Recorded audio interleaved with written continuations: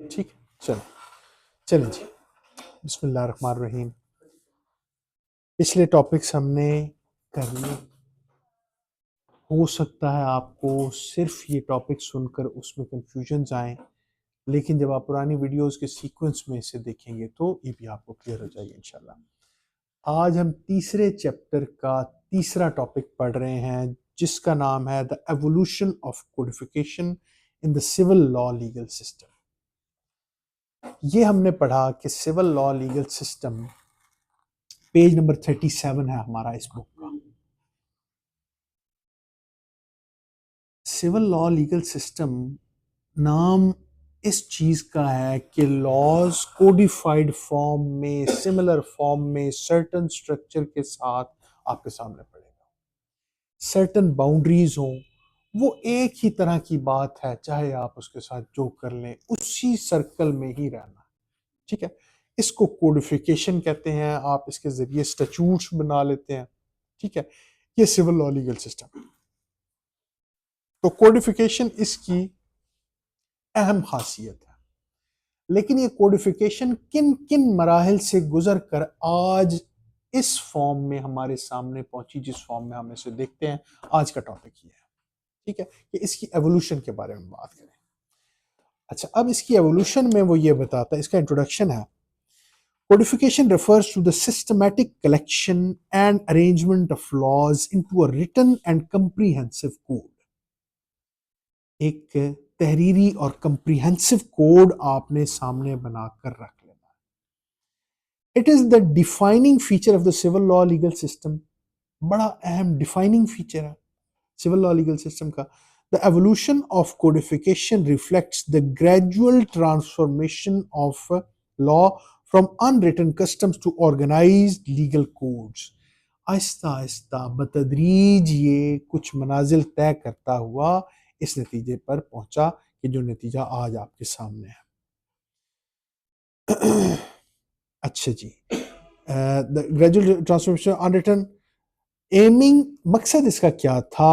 At certainty کہ certain ہوں، سارے مکمل ایک پکی حدود کے اندر موجود ہوں، یونیفارمٹی یکساں ہوں، اینڈ ایکسیسیبلٹی ایکسیسیبل ہوں، ان کی آسانی سے امپلیمنٹیشن پاسبل ہو سکے. This process developed over centuries, آلدو صدیاں لگیں، جو کہ صدیاں شروع ہوئیں بگننگ ود دا رومن لا. وہ جو 12 ٹیبلز کا آپ نے پڑھا تھا، رومن لا، وہاں سے یہ کھیل شروع ہوا. اس سے پہلے تو صرف روایات تھیں. And culminating in modern civil codes, اور پھر اس نے عروج پایا آپ کے آج کے سول کوڈز میں، جیسا کہ سی پی سی، پی پی سی، سی آر پی سی. یہ جتنے کوڈز آپ، جتنے لاز، اسٹیچوٹس، کوڈیفائڈ لاز آپ پڑھتے ہیں، یہ اس کے عروج کی نشانی ہے کوڈیفیکیشن کی. ٹھیک ہے جی.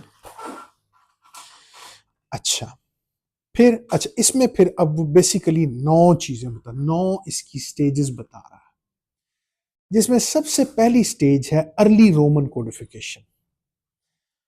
لا آف دا 12 ٹیبلز جو کہ 450 بی سی میں بنا. The first major step towards codification was the law of 12 tables، جو انہوں نے ایک تختی پہ لکھ کے لگا لیا کہ یار لکھ لو، میری روایات پہ نہ رہو. اس میں 3 چیزیں تھیں، وہ جو 12 ٹیبلز تھا. اچھا، اب اس میں ہم نے آج کلاس میں یہ بھی ڈسکس کیا کہ یہ جو ہم یہاں پر ایک ایک پوائنٹ ڈسکس کرتے ہیں نا، یہ ایک ایک پوائنٹ پوری ہیڈنگ بنے گی، کیونکہ یہ ساری چیزیں آپ نے ڈیٹیل میں پڑھ لی ہیں پیچھے. اس کے بارے میں اب تک آپ کے پاس ایک ایکسٹینسو مٹیریل موجود ہے.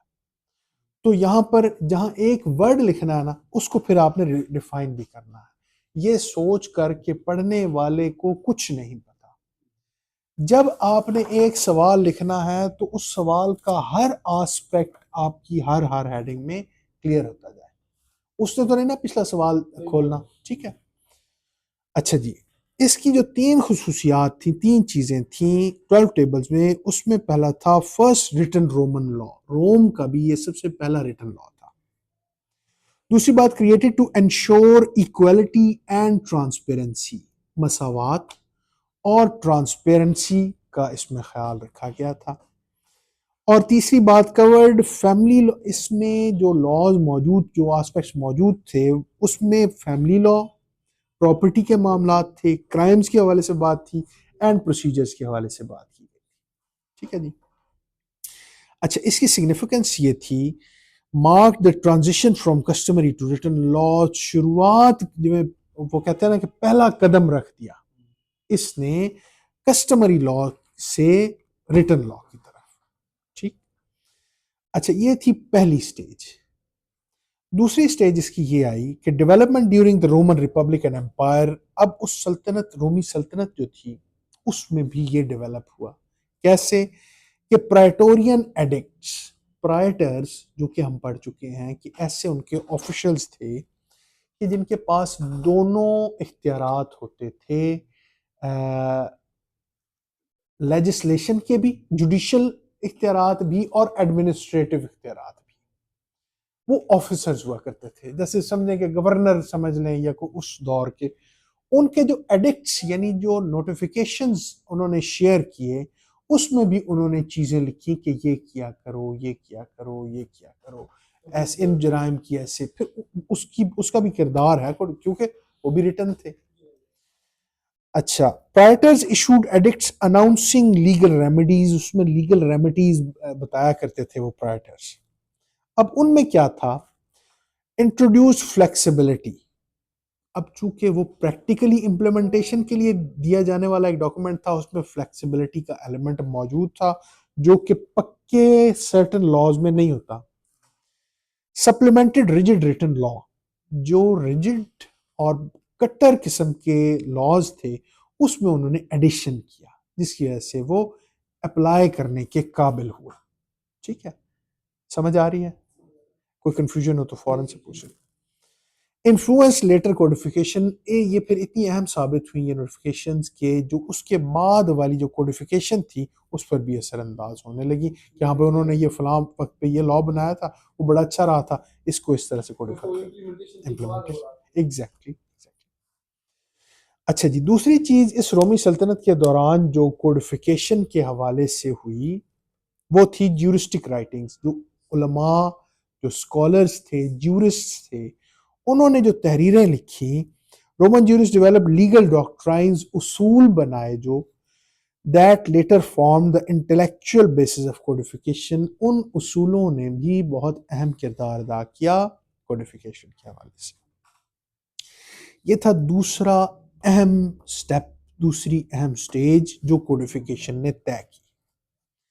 تیسری، اور میں یہ سمجھتا ہوں سب سے اہم چیز، جسٹینینز کوڈ جو کہ 6 صدی میں آیا.